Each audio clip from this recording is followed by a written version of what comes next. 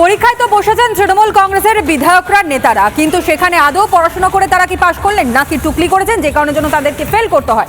এই হচ্ছে সেই রিপোর্ট কার্ড, এবং সেই রিপোর্ট কার্ড আপনাদের সামনে তুলে ধরবো। এলাকার বাসিন্দাদের মতের উপরে ভিত্তি করে এই রিপোর্ট কার্ড সামনে এসেছে। দেখুন, দেবেশ মণ্ডল পানীয় জলের ক্ষেত্রে ডাহা ফেল করেছেন তিনি।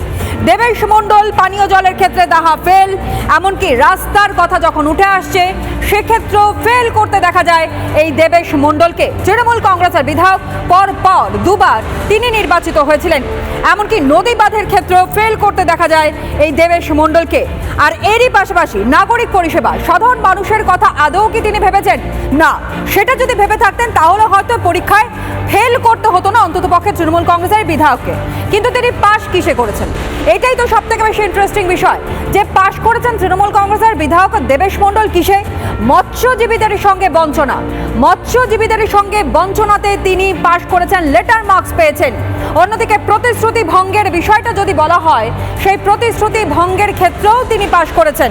এবং সর্বোপরি গোষ্ঠীদ্বন্দ্ব, কিছুক্ষণ আগেই আপনাদেরকে জানাচ্ছিলাম যে গোষ্ঠীদ্বন্দ্বের ক্ষেত্রে তৃণমূল কংগ্রেস যেভাবে জর্জরিত, সুতরাং আগামীর বিধানসভা নির্বাচনে আদৌ এই দেবেশ মণ্ডলের ওপর ভরসা রাখতে পারে কিনা তৃণমূল কংগ্রেস, রাজ্যের মানুষও তারা ভরসা রাখতে পারেন কিনা, সেটা সব থেকে বড় প্রশ্ন হয়ে দাঁড়াচ্ছে।